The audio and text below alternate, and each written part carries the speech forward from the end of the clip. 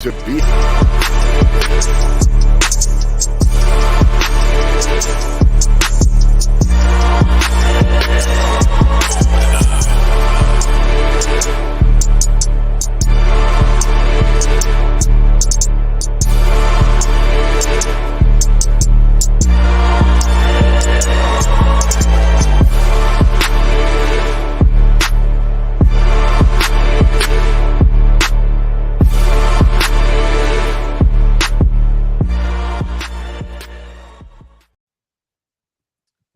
Bring back that beat, DJ. Microphone now still. All right, we ready to come. He was late. I don't know the audience, man. They just didn't like that bring back beat, DJ. Fuck him. They're like Martin. Back him. Back him, man. Yeah. I understand that. Right. All right, welcome to the forecast. It is the 3cast right now. We will have Wilkes should be coming on here shortly. Glad to be back. We were not on last week, but we are back better than ever, reviewing Freaknik, the Wildest Party Never Told, which is on Hulu. And I put in the description, hey, let us know if you was on it, because there was a lot of people in that area. And they didn't black out a lot of faces either. So it was pretty much, if you was in this, you was in this. Yeah. Give us a little bit of, we'll go a little bit of, how's everybody doing? We've been off for a week. So A-Trap, how you feeling? You know me, man. No bad. I got to ask for the people. You know, no bad days, just bad moments. You know me. Yeah. Doc, how you doing? Had a week off? You know we got the BS3 drip in the building. You didn't show them last week. You got the BS3 drip in the building. You know what it is. I got mine. Yeah, we good, man. You know, we blessed even when it don't look like it. You hear what I'm saying? Right. Even when it don't look like it, we blessed. I promise you that. Hey, complaining is not worth it. It don't help you. It don't help anybody around you. So. And if you really look at it, there ain't nothing to complain about. If you really took a hard look, when the last time you looked in your closet and saw how many clothes you got you don't even wear? Yeah. When the last time you done threw over some leftovers? When the last time you done had some leftovers every week? You understand? So when you take a close look, we ain't got nothing to complain about, man. Yeah. What you say? All right. We go 30 today, but I got some complaints. All right, so this is out on Hulu. It's been out for a couple of weeks, so if you have not seen it, Pastor Dot. What's up, Pastor Dot? Nah, we ain't no pimps over here. Everybody married, but A-Trap. Hey, this second week in a row, man. Y'all just swung on me with them. Hey, I'm just talking to, eligible bachelor right here. All right, let's bring in Mayhem, Wilkes. Hey. I can hear you. How's it going? Y'all can hear me? Here? Yeah. Good. Is it working? Good. Hold on, just in case. I don't want no dumb shit. Nah, you good. You good. We can hear you clear. All right, making sure. You look extra. You look extra bright tonight, though. But this big ass screen. It's like I can't tone it. I might need to fix the brightness on it. It's like, oof. Like what? Yeah, but nah, you good. We just how was your week off? Yeah, Red Bone's back in style right now. So you good. Especially since Freaknik. A lot of yellow folks in Freaknik. Like, yo, that's when the Red Bone died, man. Yeah, it was a lot of them in there. No, there was a it was good. Let me fix this tone. I feel really bright. I feel like a field nigga on this thing. Now, if I'm bright, I'm the house nigga, so I gotta fix it. Right. Other way around. Sorry, my bad. All right, I'll give us a description. It's pretty easy. It's self-explanatory. Well, it's the story of the wildest party never told before until now. What started as an idea for a college spring break picnic in 1982 quickly turned into the largest gathering celebration of Black culture that Atlanta or the entire country had ever seen. Freaknik was during a time before cell phones, social media, and the internet, but that doesn't mean the documentation doesn't exist. Join legendary rappers and artists, including Killer Mike, 21 Savage, 21, Lil Jon, 21. Jermaine Dupri, Too Short, Uncle Luke, CeeLo Green, Jalen Rose, Frank Williams, and more as they relive and recount the rise and fall of the most iconic Black party of all time through archived footage and personal stories in the Hulu original documentary, Freaknik, The Wildest Party, Never Told. Back to you. Great read. So initial thoughts. I'll say first off, I went to Morehouse, and that was the year after the whole thing was shut down, which was 99 when it was shut down. I got there in 2000, so I didn't have any bits part of it, but I was interested to hear the backstory. I think that was more so what I wanted to know, and the backstory was a lot deeper than I think a lot of us probably thought, because I just thought it started in 96 and it was Luke and that from the beginning. So we'll get into that, but let's go to Doc. Yeah. So you're back in high school. Again, my fiance and I watched it together, and she was looking really, really close to make sure she didn't see your boy. I said, I ain't had that kind of money back then. I couldn't have went. Back then they didn't want me, and now I'm out. They all Yeah. I couldn't have went if I wanted to. But really, at the time, man, this was hot. Believe it or not, man, I was already early in an early marriage. Had how many of my kids? 3 of my kids were born, by October of 93. So, it wasn't nigga, I was trying to survive. Hell, I ain't care Freaknik. Shit, I'm trying to work, Nick. Hell, I'm trying to get these bills, Nick. I'm trying to eat, Nick. I wasn't concerned about that. So only Nick he had was Nickelodeon. So So I'd already heard. I mean, I obviously, had heard about the deal, but it wasn't really on my radar like that. I mean, I was well aware of it, but I didn't know what it was necessarily. Like, okay, so y'all know what swap meets. Y'all didn't heard of those, right? Yeah. I heard of Freaknik. I damn near thought it was a swap meet. I didn't know what it was. It's another kind of swap meet, and they was swapping meat. They were swapping all right. There's a lot of meat swapping. A lot of meat sweats going on too. Atlanta had the meats. Yeah. A-Trap, initial thoughts. Believe it or not, man, what we saw was mild.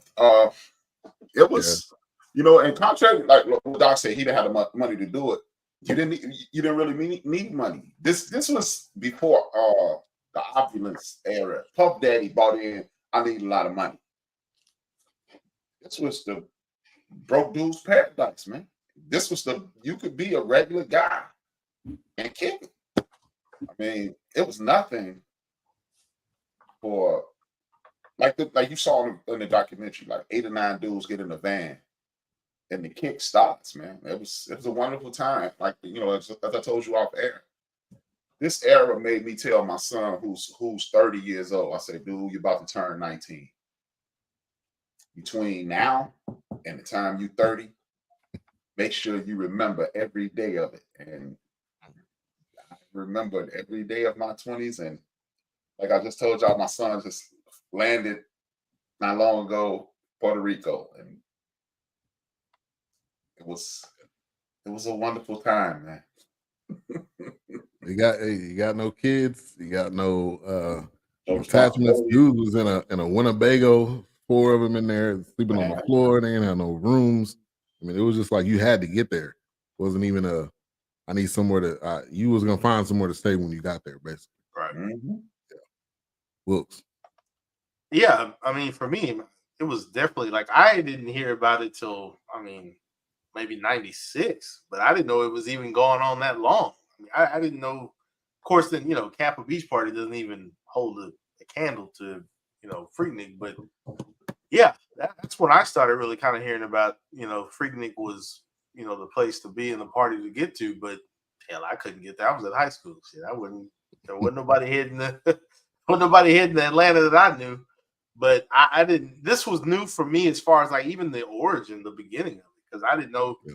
I was kind of like, oh, maybe this just kind of started in like '94, but I guess it started in the '80s and maybe a little, yeah. So it was just one of those things. 83. Right. Yeah. What's See, 83. Oh gosh. Yeah. Yeah, I was one. So yeah. So I did. Yeah. So that's why I was saying, like, I'm leaning on Doc if he would, kind of knew more about it, or even H-Rap, because this was all new to me. I didn't know much about it. So yeah, I enjoyed it though. I thought it was good. I do remember it they were trying to bring it back, and then of course they did bring it back, but it's just not the same. But yeah, I heard that they were trying to continue that, but yeah, they bought the rights of it, but it wasn't the same. It was more of like I guess a Coachella than it really was. Like it was more. I even remember when they showed T-Pain's little cartoon. I remember that happening, and that's when I was like, "Damn, they Freaknik cartoon," but it's kind of went there, and that was it. So until somebody mentioned Coachella, so then we know what South by Southwest is, right? Yep. Right. The difference between South by Southwest and what Freaknik was, it seems like South by Southwest has a lot more bands and right. It was more music centered. It almost like technology driven, business driven, like startup businesses and startup companies. That's what I kind of felt like Southwest. South. Now Freaknik did have music, with obviously Outkast and Jermaine behind the scenes and crisscrossing them all, So I guess there was a little element of it. So, Freaknik at the end of the day probably was, again, there's no one event since then, whether it be Coachella, whether it be South by Southwest, whether it be Kappa Beach Party, none of them will quite add up to what Freaknik was overall, Right. Yeah, Beach Party's in Corpus Christi, right? They had beach parties there. The spring break is big, but the Kappa Beach Party was Galveston. I know it was in Texas. Fools was talking about that back in the day too. Based on that alone, it can't be all that then. Shit. See, that's the thing, man. Back then, we didn't have social media. But didn't they do a documentary on that one too? I thought they did a documentary on that one too, because people were like, "Oh crap, I'm gonna be on the video." Like people were like, "Oh shit," But I don't know. Part, man. No social media, no nothing. Right. It was just word of mouth. It was countrywide. It was like, I remember at the very beginning, they showed that girl from Milwaukee, and I was like, "Yep." I mean, it was straight video camera on the shoulder. We got the JVC. So without social media, it just couldn't grow as fast, right? So it had to go year to year. It was definitely word of mouth. Yeah. Let's let me get to the chat real quick before we go on. We already said what's up, Pastor Dodd. We got Biggie Chief. Thank you for tuning in. April Showers. Thank you for tuning in. She said, "Thank goodness I wasn't on film." Yeah, if we would have seen you, we would have had to call you out. Golden, thank you for tuning in. Appreciate the support. We're live on Facebook. We're live on Twitter. We're also live on Roku TV, BS3 TV on Roku. So check us out there, and on the End of the Bench Facebook and YouTube. So you got multiple places to watch. If you miss it live, like H-Rap always said, the great thing is it's a podcast. You can watch it whenever you want, at any point in time. So over and over again. Appreciate the support. Watch it twice. Right. The thing is, as big as social media is, then what they didn't cover, and I wish they would have, and it wouldn't have had anything to do with Freaknik. This is when hip hop started to take over the world. So to go down there, I mean, cats, when I was 16, cats was like, "Man, when we get grown, we going." And you go down there. Last time I was down there and kicking it, I'm standing down the side. You remember the Velvet Lounge, Ben? The Velvet Lounge on Peachtree.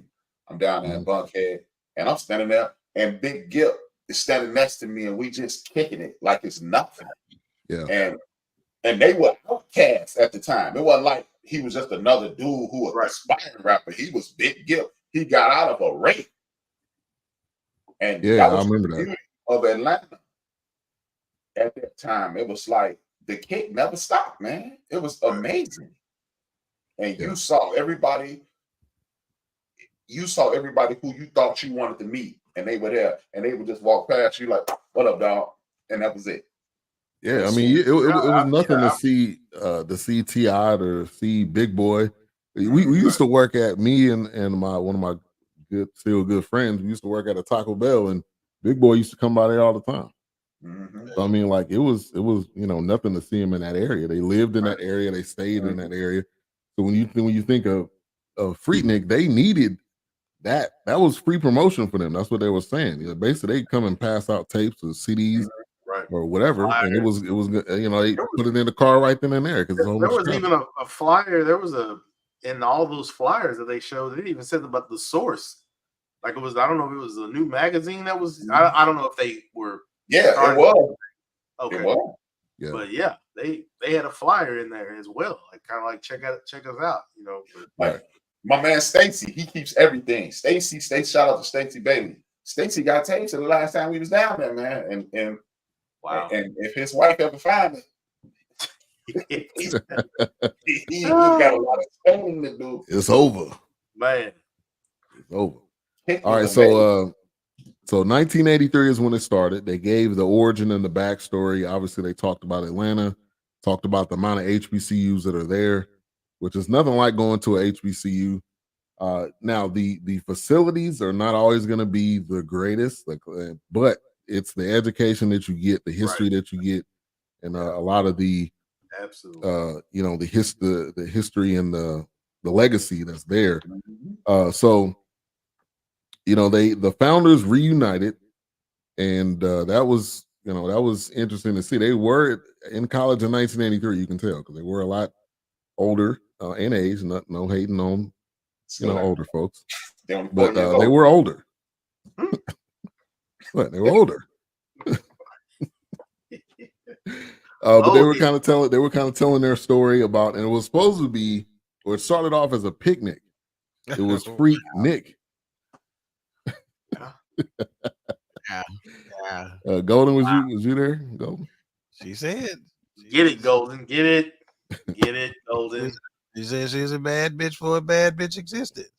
Hey, she said them Golden Grams was gone. Oh, sorry.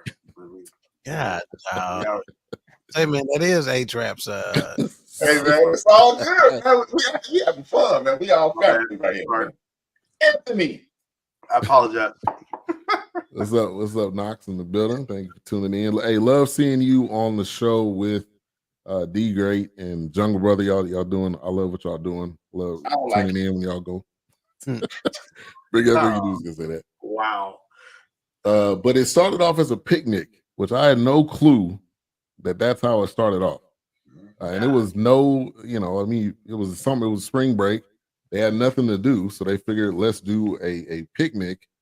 And we do picnics well. Okay, Black people do picnics well. That is one thing that we do very well. Welcome home, Roscoe Jenkins. Thank you. Yeah. But yeah, I felt like that was a good backstory. Do you guys feel like the backstory was important, needed, or how did y'all feel? A-Trap. I think it should have been a little more detailed because when you first go down there, like you go down there in 89, right? First go down there in 89, and that's the first spring break for me. And the guys we were kicking it, and it was almost exclusive because it was a fraternity thing. It was the Divine Nine down there running things, and it was amazing, and it was a beautiful situation. And that was the first time you awake. Well, for me, that's the first time without any supervision. I was away from the crib, and Craig, Oops, me and the homies, me and the homies. And it was a beautiful situation. It was unlike anything I had ever seen in my life. And they were right. It was very peaceful. It was communal, and man, it was dope. Yeah. Doc, thoughts on the backstory? Yeah, I thought it was pretty neat, man. It's always fascinating how events like that become that huge, man, start, right? And what it does for me is, it just reminds me never let a small thought have to be a small thought, you know what I'm saying? Or an afterthought, in fact, we've talked about it a couple of times before here on some ideas that we've had, that, the sky's the limit, we can't see the possibilities, right? We talked about being blessed at the beginning of the show. Well, as a result, the power we have to do what we want to do, it exists, right? And I think this is an example of that, it's just the power of the thought, the power of the mind, and this just originated with just the thought, Yeah. And it really was the precipice of changing an entire city. Yeah. Facts. Period. I mean, entire city. I mean, they talked about Atlanta like it was a damn near a cow town or a little country town, before then. And guess what? I bet people like Wilkes in their age group, they probably think Atlanta's always been this popping city, right? Yeah. Why wouldn't they? I agree with that. Yeah. Why wouldn't they? Because in their time, in their lifespan, it has been. But come to find out, shit, Freaknik is one of the biggest reasons why it was put on the map. Oh, absolutely. Not the Olympics. It was I personally, I don't know. Now they come on up and they talk about, 2 billion versus 15 million, when the Olympics versus Freaknik, with the Olympics bringing the 2 billion. But as far as I'm concerned, I don't know that you would have even been on the books for consideration for the Olympics. Freaknik have not been there before, bringing that.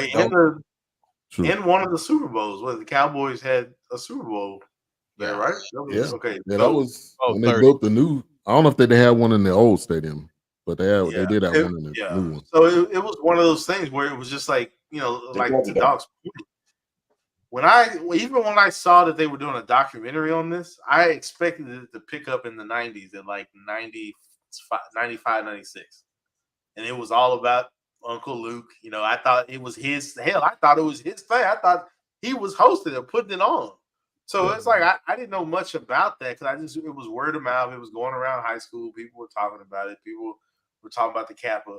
But to watch that they had a backstory well before the 90s, I was like, oh, well, damn. I guess I didn't know much about it. I didn't know much about that.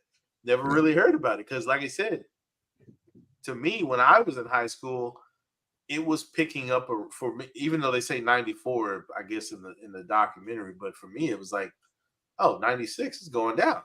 People talking about Atlanta, and that's what, like Doc said, I thought, oh, well, why not Atlanta? I guess that's just to happen. That's the place to be right now. That's the place. I didn't realize that music hadn't. Oh, I guess you could. I mean, you had So Def, I guess that was, and then LaFace, but it was just one of those things where, when I thought Freaknik, I was thinking, okay, 96, boom, man, Atlanta is the spot. That was it. I didn't realize that it had such backstory like it did. Yeah.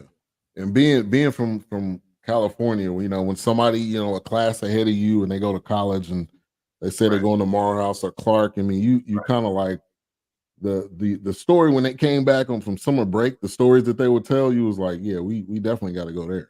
So there was already, the buzz was building, probably throughout my entire high school year. And then you kind of put, when you get as a senior, you kind of put 2 and 2 together and you realize, all right, this is something that would be dope to be a part of. Right. So and necessity is the mother of invention, right? And so remember, one of the things they talked about was, it was because kids couldn't afford to go back home during spring break and stuff like that. Yeah. So they're like, we already here, y'all. Let's go and have a picnic. Right. We got to have a theme of the picnic. Right. Somebody said, let's make it freak, the freak thing. So everything, out, it's similar to 97.1, the Freak that's out now. It's a new radio station. It's only about 2 years old, right? With the old gray wolf on it, one of the legends, a Texas Radio Hall of Famer, and Mike Reiner, one of the biggest. That's his second radio station to really be on the radio, right? And he built the ticket, right? He was there from the beginning. Dude. Yeah. It's his brainchild. So and everything they do is the freak, the freak this, freak that, whatever. So all of the little segments and parties or whatever they had some sort of freak theme to it, Right. But it just started out as being a picnic, when some of the first years, that's all it was a big black picnic, Right.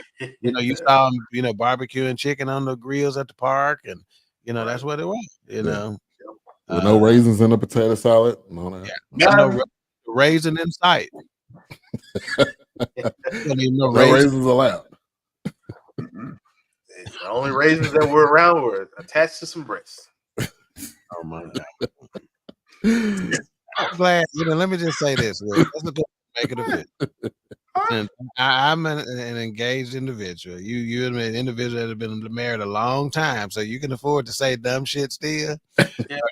I can't really say all the dumb shit I used to say, so I'm okay. That area over. Blink twice if you're being watched right now. I got you covered. I got you covered. I like to keep the plans that I have. Yeah. So I guess I know the plans I have for you, but if you say some dumb shit, they're gonna be over quick, nigga. Over. Well, I guess I'm not invited to the next hangout. Oh, you coming? You coming? Ain't like that. Oops, sorry. I would like to change the narrative, though. Yeah. That's Atlanta for a long time has been popping, even before Freaknik. Think about it, man. You got the house there. You got Spelman. You got Morris Brown. You down the street from Alabama State. You got the Yard, North Carolina Central, right up here, an hour and a half away. It was the same, and Ben is familiar with the same. It's only one HBCU. We just on different campuses. You heard that, right, Ben? Yeah. So Atlanta, think about it, man. But not worldwide popping, though. Popping in a certain culture, but it wasn't popping worldwide. Like I mean, I'm talking about for our culture. I'm talking about just for the black community. A portion of it. No, think about it, man. You got Dr. King down there. You got Williams down there. Hosea Williams down there. You got Jose. Can you see? Good Trouble. I mean, this was the spot. And then like the popping restaurants, like I know, like never knew Ben at that point. But how many times a week did you go to Jamal's, Ben? Often. Yeah. Often. So it was the joint for us. It was always like they call it the Black Mecca. At one point it was DC. Then in the 80s it migrated down there because then you got to realize DC only a couple hours up the road. This is the spot for black folks. It just the merging of hip hop culture brought it on TV. It was just the best kept secret in America. Because the hip hop, the Atlanta hip hop was a perfect rise with Freaknik, and it kind of just really came together, which they talked about. So Def became what they were, Outkast and the Dungeon Family became what they were. And then you had Eric Sermon. I didn't even know he was there. He said he had a rim shop, and they didn't really sell rims in there. But he's not the order. Well, yeah, and see, that's what I think the tail end of A-Trap's point was. It's the best kept secret, and that's my point. Is that it may have been popping, but it wasn't popping. It wasn't a thing for Texans. We weren't thinking about, let's go to Atlanta for, whenever we getting out of town. I didn't hear folks start talking about that, until, much later, So, like I said, I don't doubt the history of Atlanta. We know that Atlanta, at the end of the day, is this great, I mean, like I said, it may be the original chocolate city if you really boil down to it, as opposed to DC. I think some argue that, but the difference between, and I think the money says it, right? 15 million to 2 billion. I don't think it was a crossover, to where the entire world knew Atlanta and the power of it, And I just want to kind of go back to Doc's point and A-Trap's point as far as, I guess Atlanta always been popping in certain settings, I guess, because, and correct me if I'm wrong, I mean, So Keisha, with I always felt like Atlanta was also like, the mecca for the civil rights right, movement. Keisha, right I out here. always, descended on Atlanta for that. Like, Ebenezer Baptist Church was there. Yeah. You had everything else going on. So I always felt like Atlanta was definitely, I want to kind of walk that back, saying like, oh, well, Atlanta must always, of course it was, because I feel like it was the center of a lightning rod for the civil rights movement. So because you're right there with Alabama, you're right there with Washington, you're right there with Mississippi, and so you're just in those areas that a hotbed. And then what was it, Tennessee, that had the it was the what was it, the strike, the trash men went on. There was a strike there with that, so it was sanitation. So it was just like campaign. Yeah, so I take that back from like, but Freaknik, I think just added more. It made it an entertainment, more of an entertainment type destination. Right. And one thing, it was a place to get things done from a Black community standpoint. Right. Civil rights. Yeah. And like Killer Mike said, every era there was a party or something just for the people to have fun, and this was that.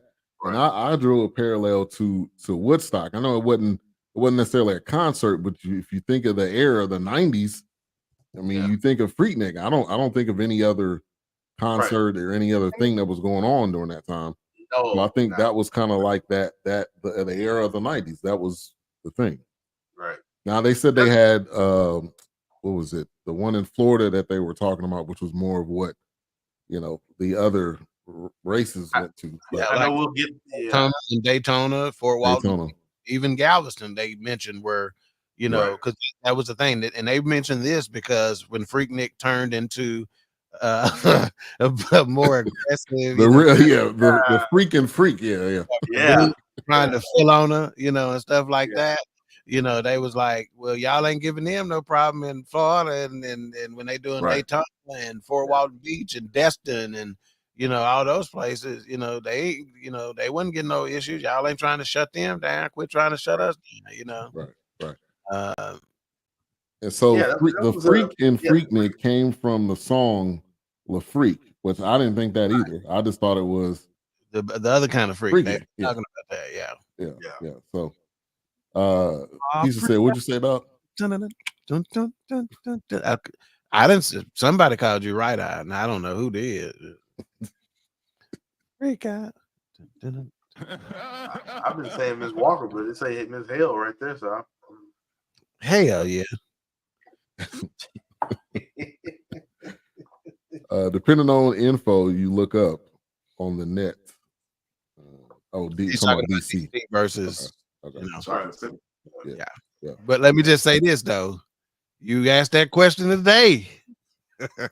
You may be in that may be a debate, Jordan versus LeBron. Yeah, you might be in a squabble on that one. Chocolate City today is Atlanta or DC, now DC, of course, they're gonna have, a origin claims to it, but shit. Shout out to Go-Go. Yeah. Hey, backstory. I didn't know Go-Go existed. My roommate was from Maryland, and they was wearing like stretch, like aerobic socks, and I'm like, what is with y'all? And then they playing Go-Go. I didn't know what it was. Before we move too far off the word backstory, now the backstory Atlanta is known for is the LGBT community backstory. Blowing backs out since. Well, oh my God. I'm sorry. I apologize. I know y'all trying to submit this deal with Roku. I'm so sorry. I really apologize. You're supposed to do my Kawhi Leonard laugh on that, baby. I just do what the crowd say. But the studio audience won't. Shout out to Earthquake, basically, because I just went into my Earthquake voice. So shout out to you, sir. My bad, Roku. My bad. These ain't jokes. Ain't jokes, only strokes. Oh, sorry. When A-Trap go like this, it's I've succeeded. Yeah, that's my mission. Now, I think one of the people I was not expecting at all to be in this was Jalen Rose. Yeah. Because he talked about him driving you from went to Michigan. Hump? Man, I was surprised. The deal. Shaka said it, man. Driving from Michigan from a car he won from a dice game, a Honda Accord, or was it a Civic? Camry. I think it's the Camry. It was a Camry. Okay, wasn't a lot of it space. It was the 40th anniversary Camry edition. Wow. Hey, so it looked like man. Trash in today's time. But anyway. I ain't gonna say no names, even though the statute of limitation is up. I know some cats. Wow. Who used to go to car dealerships and write $3,000 deposit checks and drive free and come back free. No, I don't want to buy. I'm telling you. The kid was real, man. That's a free rental. Back then, yeah, it's all was gas. What you need? But yeah, was y'all surprised to see Jalen Rose? I was initially. Yeah, I was surprised. He seemed. It's like all the other people seemed like they went with it. And like, he was kind of like left field. Like I'm glad they did, right? Because he was not a music guy, and the way he participated was from a participant standpoint, like a fan, so I'm glad they did. I'm just not the biggest Jalen Rose fan in the world. That's why I be giving him a little hard time. He seems a little weirdo. Tell him why you mad, son. Tell him why you mad. Why you don't like Jalen Rose? I don't know. Same reason I don't care. It don't matter. Yeah. He did nothing to me. Like just because he left-handed. Yeah, some people just it's one, my favorite dude. That's all. But he talked about driving down there. I do want to say rest in peace to Rico Wade. He was on here. He just passed away. Is he related to Rico Suave? No, nigga. No. Rico Cheese. No. I'm going to play that. But and then also Clay Evans, which he was with T.I. on Grand Hustle. He was interviewed in this too. Two of them passed away, I think, shortly after this came out. So rest in peace. But that's what get Shaka's comment on there about depending on info from the net, it's a continuation from the previous. DC was chocolate city until 2015. Despite this info, although population within 70s to 2015, DC has the edge. Popularity among our culture, ATL took title from DC. Maybe it's 1A and 1B. Maybe even if it's on Chocolate City, George Clinton even said Atlanta was going to be the next Chocolate City. I mean, that's 75. And they talked about, I think on this, they talked about how artists used to come here. Like this was their favorite spot to come. I don't know. I think they here. You in Atlanta right now? What you used to come where? There. I mean, there. You went to this house, didn't you? Yeah, Magic City. What's going on? I've been there. Yeah. It's just no. I rest my case. Also, the one down the street from Morehouse. They had bullet holes and buddy, and the cigarette burns and they known for because they known for the lemon pepper. Lemon pepper Lou. Yeah, that's the best wings in Atlanta. Is that? Yeah, the city, boy. It was all flats. Epic.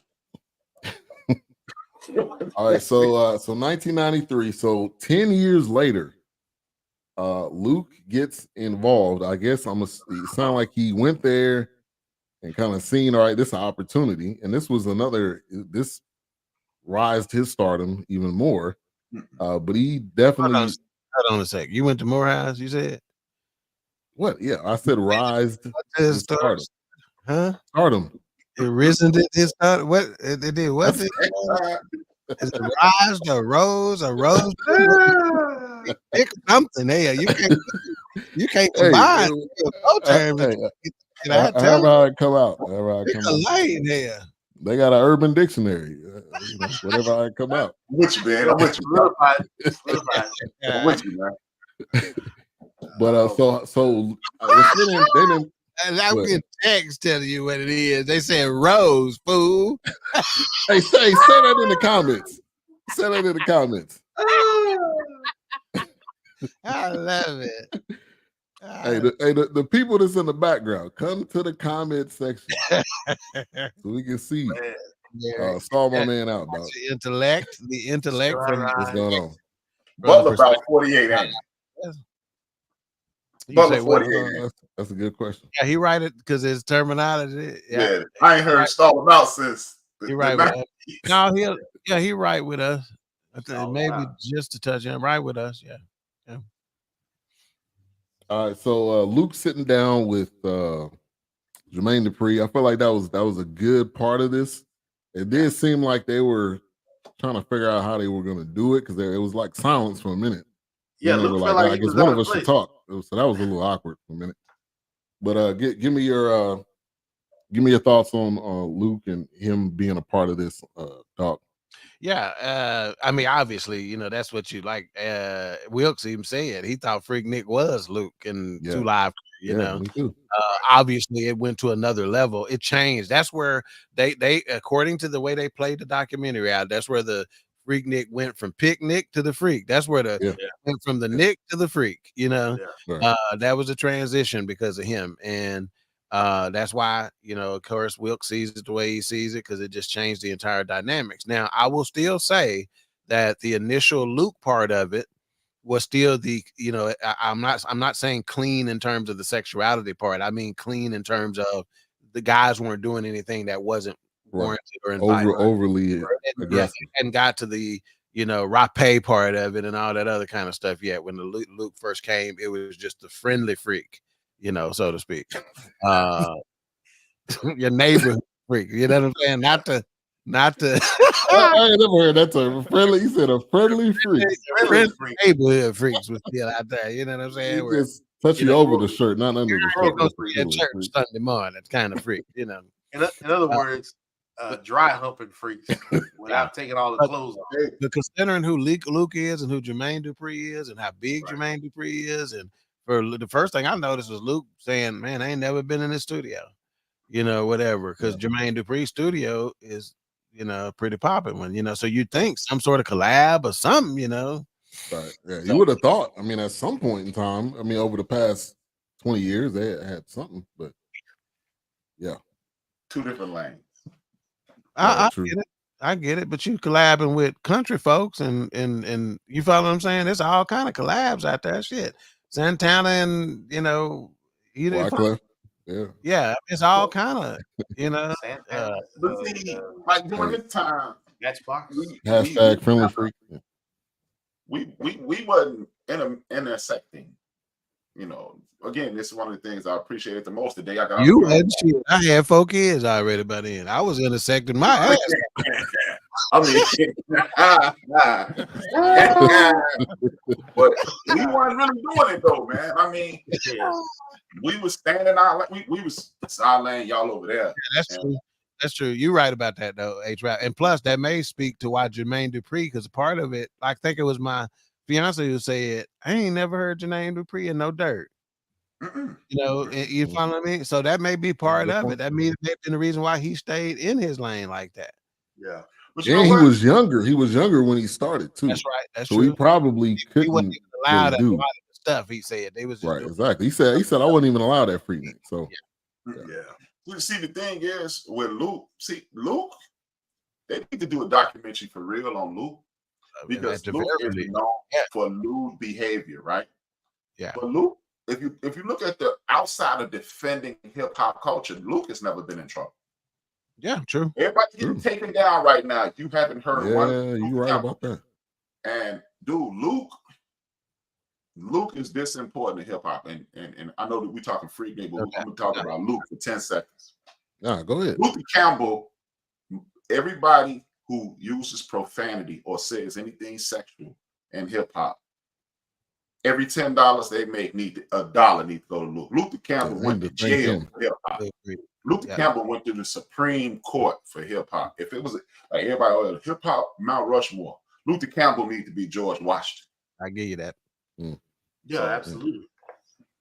I saw Luther Campbell in Chicago bring peace to a gang-infested area. I believe it. Yeah. And you're right. Made it okay for black black people to be in porn in the 90s. Mhm. I mean, I didn't think about that. am I wrong? black- I mean, Oh yeah. I thought you said important. You said informed.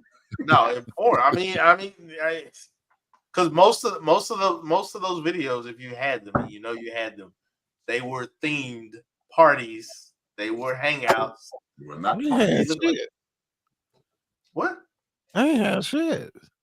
Nigga, you lying. Anyway, most of them were indeed centered around Two Live Crew. You big That's dummy. what it was. What's up, Mika? She said 2 totally different lanes for sure. Jermaine Dupri was clean and ran his artist in a different way. Oh, absolutely, absolutely. Think about But he did have some songs early on that was in that lane though, but they just weren't as popular. Yeah. Like Nah, what? this is, think about it, man. This is TLC Crisscross, Brett, Jermaine Dupri. That's Right. later. This is that time. That's what I'm saying. Jermaine Dupri might hit you a little because he got paper. But and Jermaine Dupri lying, I've seen him in some clubs. So he a lie. I saw you, Jermaine, but I ain't gonna trick on you, but I picked on you. But hey, he was the man. He was just so short you couldn't tell if he was there. He's a dwarf. Yeah, Is he still? Is him and Janet Jackson still boyfriend girlfriend? Nah, that's why I can say his name freely. Occasionally, because I used to hate him. Me too, A-Trap. I hated that man for a long time. Well, Every time I saw the Pleasure Principle video, I'm like, whoop. Hey, they was friendly freaks, so it was just over the clothes. Somebody was paying somebody, man. Stop. So one of the main things they talked about, they interviewed a lot of different people, but it was talking about black women being free, being able to do, what they wanted. And this was, again, like Doc said, before it got to the more aggressive, and women, they were being interviewed saying like, look, we controlling what we want to do. We're not allowing men to tell us. So it was definitely a liberation kind of liberation. thing. Exactly. And in that area with all the colleges, with every people coming, it just got bigger and bigger and bigger. And then you started having grown men, like 40-year-olds, like the dude it was like, yeah, man, I'm having the best time of my life. Don't tell my wife I'm here. I hope my kids don't see me. Like, bro, you need to be at home, man. You need to be down there in Ad Shocker. Jokes was down there in 92. This dude was requesting time off so he can go to. Man, I need a week off. I gotta go out of town for a little while. Right. Look at you two. You see fools on the road, man. You look over, it's a car full of cats. You know where they're going. You know where they're headed. You know where we're going. Hey, I agree with you right here. Butler, he said, man, Jermaine was doing his thing too. He just kept it hush hush. He was in the industry, he had access, etc. He has even stated as much in interviews. Yeah, he just wasn't. You just don't hear a lot about it. But I mean, obviously, he was there. I don't know if he's ever been married. So 2 years younger than me. Jermaine Dupri is? He's only 2 years younger than me. Oh, he's 52. He'll be 52. He'll be 52 this year. Now let's talk about the cars in this. What they said, it became car shows, and that Suzuki and which ended up becoming the tracker and all the the different cars and that's what we do. We can show off what we ride. Hell, they had a few box Chevys in there. Yeah, Malibus. Right. Plenty Malibu. Malibu was very big. You throwing rims on and of course 78 Malibu was a beast. Insane. That Cutlass was a beast. Yeah. Oh, the SS Impala too by that time? Oh yeah. That long Impala. Yeah, like with the boat. You get about 9 cats in there. Right. The plush seats. Like, come on, man. With the car ride in the trunk, it wouldn't even be uncomfortable. Right. Big as that trunk was. Yeah, man. You got a snack tray in there. You got an AC in that trunk, man. You good. Hey, it was like I said, the Suzuki Samurai or the side, he had so many different names, but and then later when I think Chevy got a hold of it, it was the Tracker. Yeah, just because you can take the top off on the back, got the windows down. Oh, that was perfect. You know, definitely. Man, they had some minivans there, some Luminas, some Lumina was huge. Cameras in there. Sitting off, the back with the legs hanging off. Man, it was however how you got there was how you got there. Got the Honda Accord with the flip lights. Come on, man. What? Yeah. What? Come on, with the wood grain. Oh man, come on. Yeah. No, when a wood grain, you had to have some paper out of wood grain. Yeah. We used to go for that. You just had. Nah, it was a few of them down there. It was a few of them. Yeah. Mika, this for you. Beans just said, ever how you get there. Now, I don't know who he related to, how old he is. But anybody who say ever how. Hey. I'm coming up. Thank you, Will. On the rough side. Yeah, son, is how you get there. I don't know. Man. Woo. Can't take it, man. Hey, put the talk about the cars, Doc. You was gonna add on to that. Yeah, I was actually trying to find because one of my company cars, from a promotional standpoint, is a Geo Tracker. Yeah. Back then, there's a Samurai, the Tracker. Them was just that was the first cars we could afford, right, on a mass basis that we can drop the top on and stuff like that. When we was able to start dropping the top on the choker, I don't know if y'all remember seeing I think it was the TLC documentary where they talked about when they got their Suzuki Samurais, them was like Maybachs to them, back. Oh yeah, pull that back off. Oh my gosh, what? And I can't tell you how much pub we get, how many eyes turn when we drive that Tracker down the road, how many people are looking at it, It was, I'll try to find a picture of it being posted on the hey, I got it right here. I'm about to you got the Tracker? Okay. Yeah, because it bounced around from so many different manufacturers. Yeah, there you go right there. Man, A1 right there, baby. A1. Back, so when the grandkids is in town, I dropped the top on it and took them just riding around the city. With the look, let me put it to you like this. Somebody stopped me at the light and I told him, I said, they don't understand. They have just been transported back to the 90s.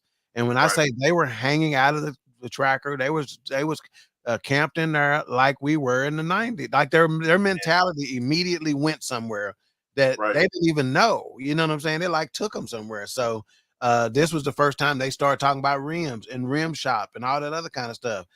All this stuff, again, I'm not saying we didn't have vehicles with rims and stuff like that, right? Because you can cross 110th Street, and then they had, the diamond in the back, all that, you had them, but this took it to another level because now you got a place to show your ride off at, so the gold trues and Vogue that they showed in the BBSs and the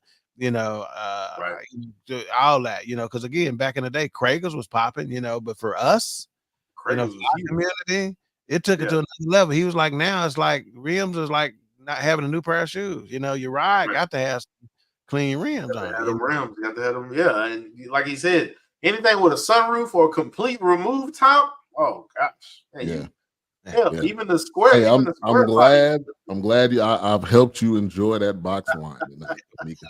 Oh gosh.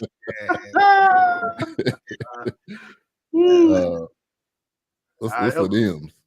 Man. Dim. Maybe. What? Well, dog, we had Dim some good stuff. Dim some good. All right, so 94 was probably the peak. 95, 96 came around. Yeah. And the Olympics was coming, or Olympics was coming in a couple months. And basically they had to clean the city up. Yeah. And they didn't it was money coming, but it wasn't money that they could get their hands on. It wasn't money that they could put in their pockets, and that was the reason why. It was big bank take a little bank. Exactly. And the Olympics over Freaknik every day, all day. They're not gonna. They're not I going to mean, put Again, Freaknik you over. like I said earlier in the Olympics. show, it's 15 million to the Right. city versus Right. 2 billion. Right. It's never Yeah. gonna I be mean, a question, you know. right. So man, I'm gonna tell you, it was sickening just seeing how the chief of police was walking through there and stuff like that. When you knew in her mind, she knew she was Yeah. like, Thank I you, Pastor Doc. Thank you. I appreciate Right. gotta do this. Appreciate You know, you very much. I gotta do this. You know, Yeah. they say follow the money. So, Yeah. you know, I think they did them dirty though, the way they was Of shutting course they did. highways off, closing it. Yeah. SWAT team. They put it to a point to where you couldn't even exit downtown. Right. Yeah. Right. You know, they Roads closed. I mean, running yeah. traffic to the other side of town, you know. It was like 80 and 40. Ah, Yeah. yeah. Hey, they working on it. Yeah, it's like Right. 635 for the past 20 years. Almost been here They're working 20 years, and they've been working We'll on get there. 635. No, we not. It's, You don't like it, you can take your black ass on then.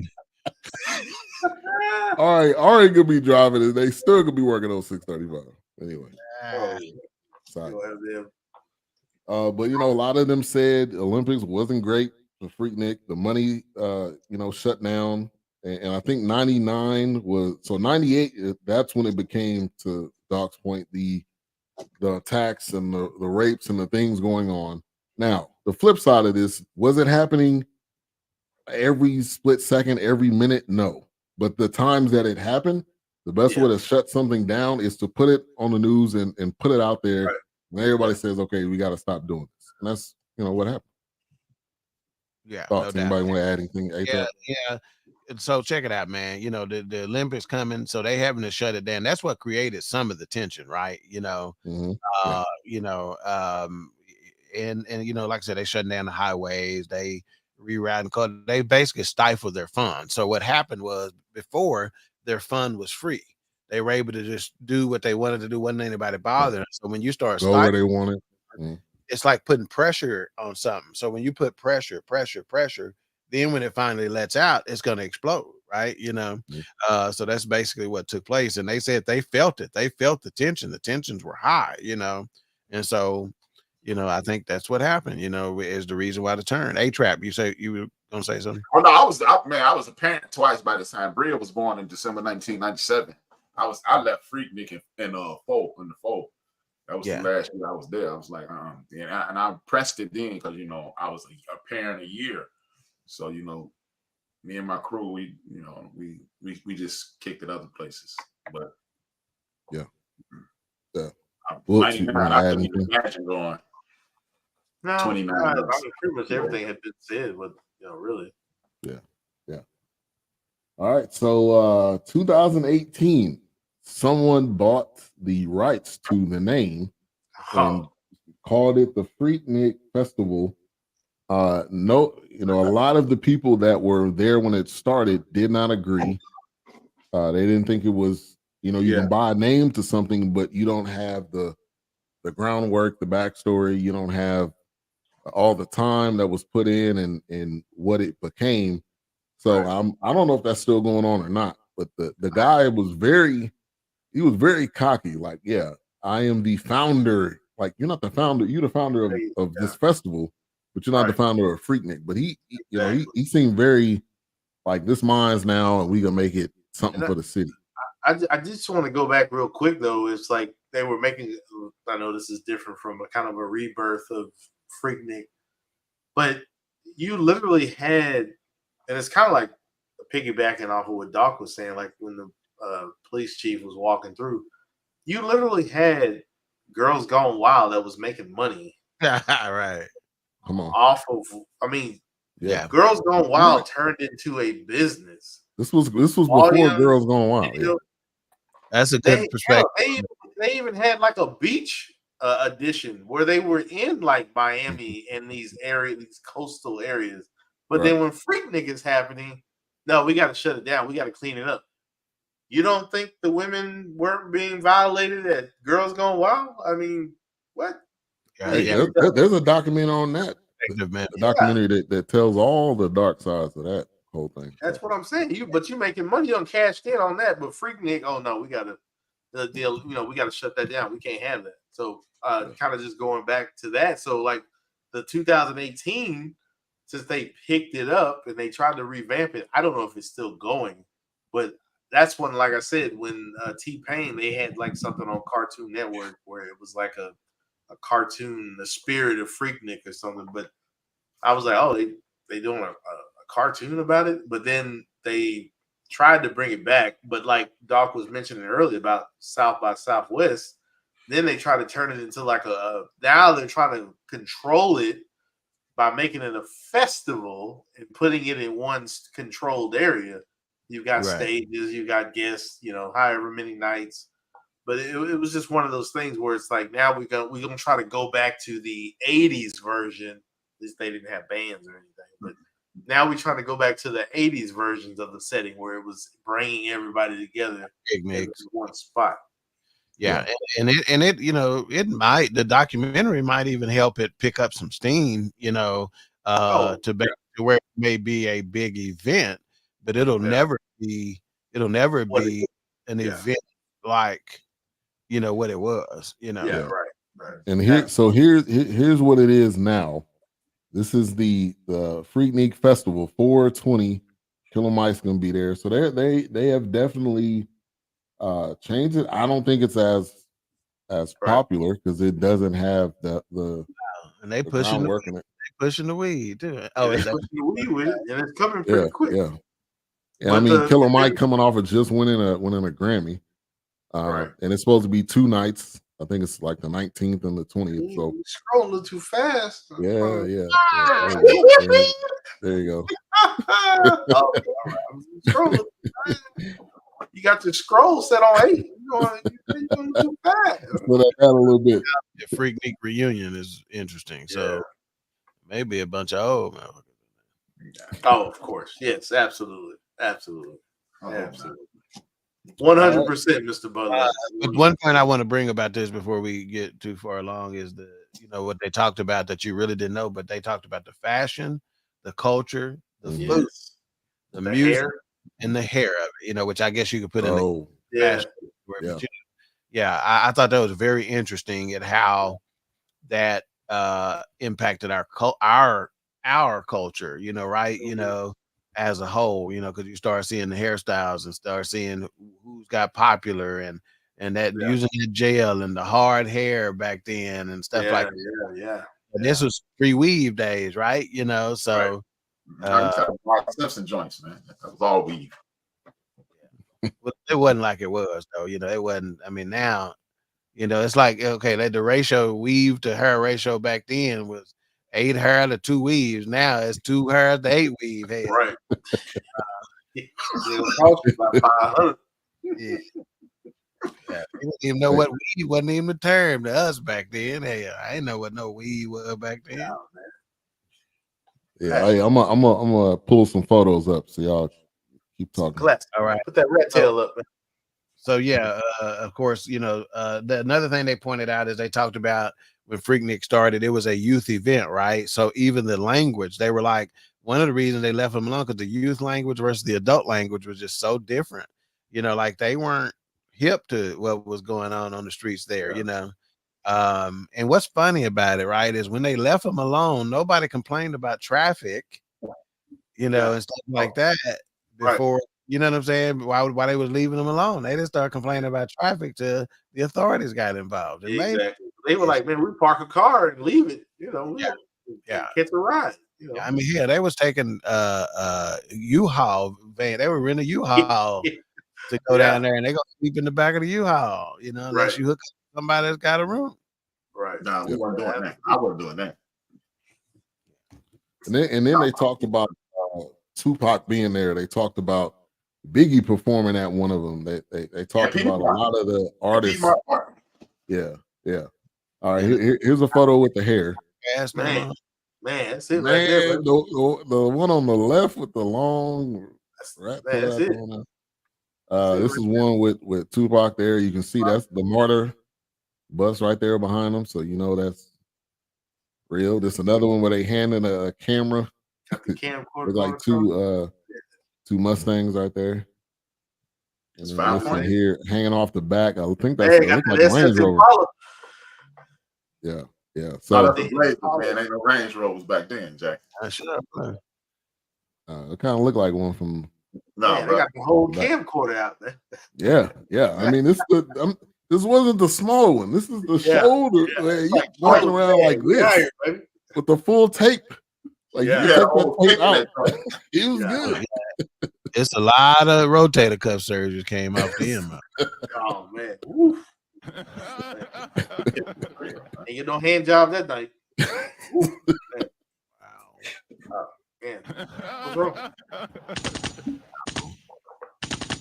What's the problem? All right. Nothing, man.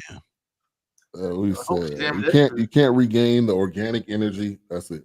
The spirit of that time. It was a moment in time. Period. Yeah, and we talked about big shoulder joint. We talked about the authorities stepping in, redirecting traffic, and all that stuff when stuff got wild. But what we didn't talk about yet is the restaurants and hotels and denying service. We full. You can't sit here. Right. No colors allowed.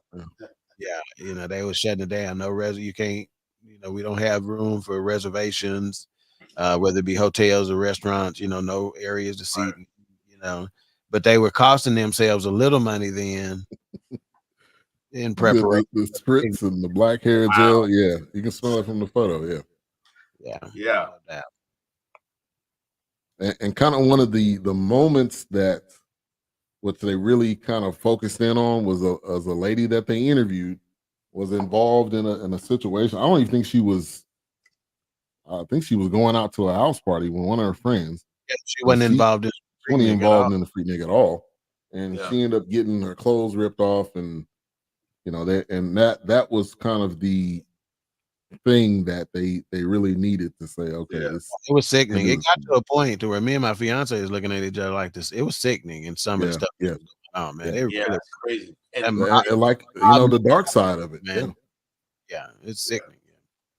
I mean, it's, like she said, it took a guy to say police, and they scattered. And even then, she said some of them didn't. Now the cops scattered. Even then, she said they didn't really scatter. They just kind of like, right, just loosened up. Yeah, loosened up. Well, never mind. But you think of the trauma. Thank you for showing maturity there, sir. Thank you so much, man. I'm good. I got you. Don't worry. I went to the line. I didn't obliterate the line, as Doc would say. Doc, no, sir. I promise the city paid those businesses to deny services. It was a strategic move.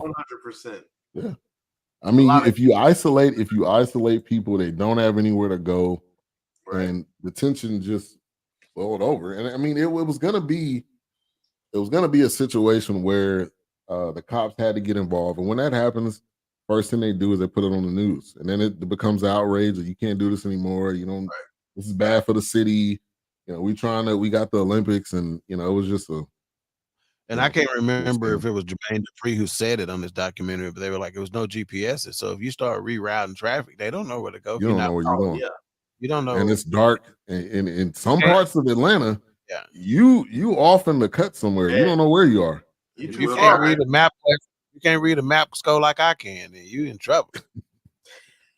Those businesses were not going to take a full L on the bread, because they were winning for the most part. Yeah, and they realized that you guys, y'all doing your own thing. Y'all bringing your own food, or somebody selling the food somewhere else. So you're not patronizing our business. So we need that money, and y'all keeping the money within. So I don't even know. Did they even talk about like what obviously they never showed any bad weather, but you imagine being hot in a car, sleeping, you can't get a hotel. I mean, oh man.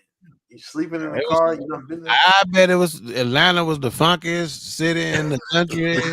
It was some whole baths taking place in some restaurants, some bars. Yeah, quick. Yeah, man. They didn't have no quick trips or no racetracks or no Lucky's back then either. The get and go restrooms was man, like Bernie Mac, man, it's like Pudusi in there. Wow. The Phillips 76ers or the 76ers or the Phillips 66ers was Can't come in here, man. Yeah, you can't let your days in smelling like that. Yeah. All right. Final thoughts. Y'all ready to get the final thoughts? Y'all want to add anything else? Let me make sure. Yeah, I think that's it. Just the fact that I think this was the first Black spring break, because it was our spring break. Right. Yeah. And they mentioned a word that I thought was very key, and that was a pilgrimage. Because for a lot of folks, I mean, imagine these created lifetime memories for these folks because, like they were traveling from, they still talking about it to this day. To this day. And earlier on, they talked. One of the things they gave Black people credit for back then, they said Black people had political power, but white folks had economic power. And I thought that was a fascinating, And this was when everything was all good, all gravy, and they kind of came together and made it work, And people just you stayed on their sides. Yeah, that's right. Yeah, Bill was getting back to their respective corners, basically, is how they described it. Right. So okay, I'm ready for final thoughts. Yeah, so I mean, really, Freaknik kind of disrupted the normal flow of business in Atlanta, and had to go at some point. Yeah, but you heard them talk about they were spending money though. It just wasn't at their businesses. Yeah, I mean, some of selling shirts and some of it had to trickle over, right? It had to. It had to. Again, they saying they brought $15 million to the area over a weekend. So that wasn't nothing to sneeze at back then. And think about it. A lot of people weren't using plastic. People had cash. They were paying cash. Yeah. I mean, you know how much cash flow is being presented? I mean, whether it be a convenience store or there you go. That's a good point, Will. So we're talking about 15 million in money that's being able to be tracked. So it's probably far more than that, Right. Was added. Absolutely. Because they had vendors, they had people coming from other states that would bring their shirts and bring whatever merchandise to sell. Like you said, you pass out a tape. Now somebody 3, 5, 6, 7 cars are playing They talked about the marketing aspect for music industry. Right. So imagine if Outkast wasn't able to capitalize on this. I mean, would they be where they are now? That's right. Good question. Good point by Shaka, I believe. Let's see what he said. When the city gets involved with festivals, that has grassroots beginnings. What used to be the way ain't the way anymore. Sponsorships help. Exactly. When you are dealing with government, city gonna get its way. The city, when you're dealing with government, city gonna get its way. And you're right. Yeah, you're right. And sponsors are I mean, there was plenty of different, festivals and events we was applying for credentials for, and then at the bottom they would have 15 sponsors, and that's probably even more. Those are just the ones that paid to be on the site. So that has changed the grassroots. I mean, which you can still do, but normally you're a big music artist and you are hosting it. So, all right, final thoughts and mic rating. We're gonna go to okay. We're gonna go to A-Trap first. It was good. It was dope. It was good to see a little bit of it. Brought up some great memories. Me and some of the homies talked about it recently. Great deal. Had a great time. I say I walked into it with a 3. It remains a 3. Okay. We lost Wilkes. Hopefully get him back in a minute. You made it the whole show, so besides the last couple seconds. All right, Doc. Yeah, first I like to give at least one of your ratings from the other rating sites. So Rotten Tomatoes gave it an 83%. It looks like IMDb gave it a 4 out of 5, from what I can tell. So those are pretty high considering those sources, right? Yeah, really. Yeah. But I'm more in the line with where A-Trap is. A-Trap, you said you started at a 3 and still at 3, and stayed at a 3. Just stayed at a 3. It was just solid, That's about where I am. I teetered with going up to a 3.5 because of the cultural, stuff that I learned, with regard to, some of the things. But I think 3 is a fair deal. It wasn't great. but and it wasn't like some of the other documentaries we've seen, because a documentary we're not really necessarily talking about how it's shot and the artistic quality of it, right? We're talking about the information and how it made us feel, or how much we didn't know, or how all those kinds of things. So I don't think it really rose to the heights of some of the other documentaries we had seen. So I think a 3 is a really good place, for this one. That's not that ain't no shade to him. It's just it's average. I got a little shade, but I ain't gonna diss him because I like the people who did. Yeah. What's up, Chris? Thank you for tuning in, sir. All right, so Magic Seed. I started at a 3.5. I'm gonna keep it at a 3.5. I felt like it gave you the backstory. I think was the biggest part for me, and then to see the different artists that were there, and the cultural impact. Obviously, I knew it, but I didn't know to what degree and the amount of money that it brought in. So I'm gonna give it a 3.5. I think that's fair. And Wilkes, final thoughts, and Mike Ray, you made it back. Oh yes, I did. Deep breaths. Okay. Oh, real quick. I was at a 3, but even though I was surprised I saw the documentary. I mean, I was immediately transported back to being in high school because that's when I heard about it. Then the Kappa party. But like I said, I thought this was an Uncle Luke thing. I felt 2 Live Crew was putting this on. That's just how big it became, but it was way before that. And then he just kind of came in, and like he said, it was the perfect storm with college kids and sex and music and hip hop, whatever. So you said 3? You said 3? 3, Mike. Yeah. So 3 mics for me. I enjoyed watching it. I'm curious if they did a Kappa, but Kappa's not big enough for. It's just not something that was. Well, I mean, if we made something like that, it would have to come from us. I enjoyed watching it. I learned a lot because, like I said, I didn't know much about it. Yeah. So you Wildest? Huh? What's that? It's you? Yeah, 3 mics. Yeah, 3 mics. No, I'm talking about being the Kappa. I didn't know that. Oh, being a Kappa? Oh, no. Oh, I thought you said we. No. No, I'm saying like a black person would need to make a Kappa documentary. It wouldn't come from MGM or. I thought it was French talking about we. Yeah, I ain't. I thought you said you was Kappa. Shaka gives it a 2.5. It was okay. I love the beginnings, but I enjoyed hearing stories from peeps growing up who went there. Yeah, I think that they're getting a personal account. I think was a good touch. So our average is a 3 at the end of the day. Ben was the only one who gave it anything more than a 3. So our average was a 3. All right, I think that's fair. All right, what's coming up tomorrow on the End of the Bench?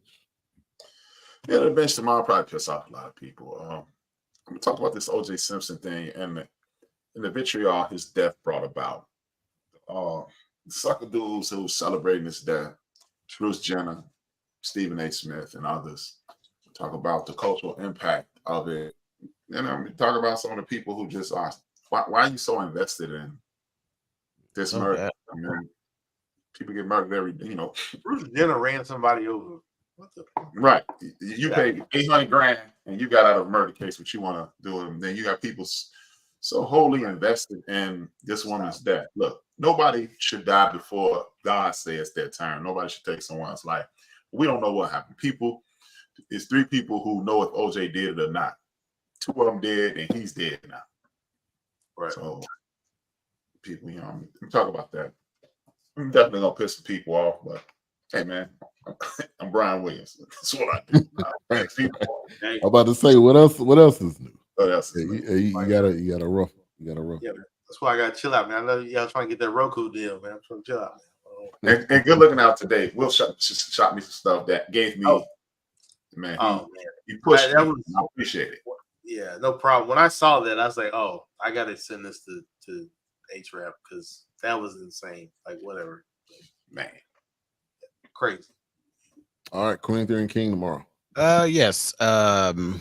More motion, less emotions is our topic. Less emotion, more motion. So the kids nowadays is talking about that. That's one of the terms that they use, motion. Oh, she got some motion. He got some motion. Well, I'm talking about it in another way. You know, so we have a tendency when we get emotional, when we in our feelings. You're in your feelings, fam. When you're in your feelings, you tend to become stagnant and stale.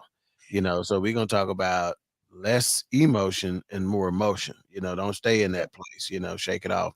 We'll have our special guest host, the one and only King 2.0, Andre Jones, 40-year radio veteran. He is my fill-in whenever I'm out, which may be coming pretty soon if the Dallas Stars playoff kicks off. So, you know, not sure how much coverage we'll be doing, but I'm sure we'll be doing some. So it ought to be a fun show. You know, it'll be obviously a lot of laughs and stuff like that, but hopefully we'll come out of it with some meaningful information and maybe some encouraging information for when you feel, because you're going to have times where you get emotional. Our emotions were given to us for a reason, right? Well, let's discuss what those reasons are, and let's discuss, you know, do they betray us? Do they shut us down? All right. Make sure to tune in to the End of the Bench at 6 Central. The End of the Bench Media on Facebook and on YouTube.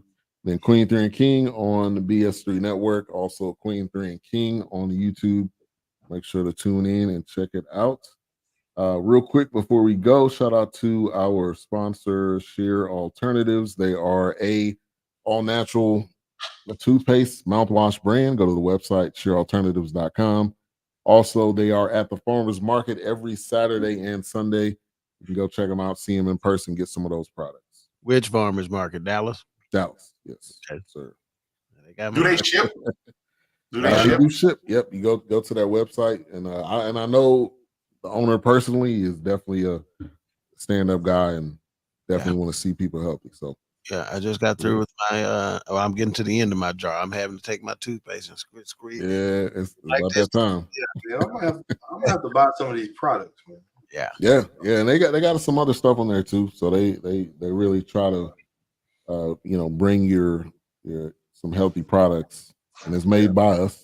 For us, by us, FUBU of the dentist industry. Who would have known that I was gonna be that dude? I'm eating vegan food and all natural toothpaste. I'd be damned.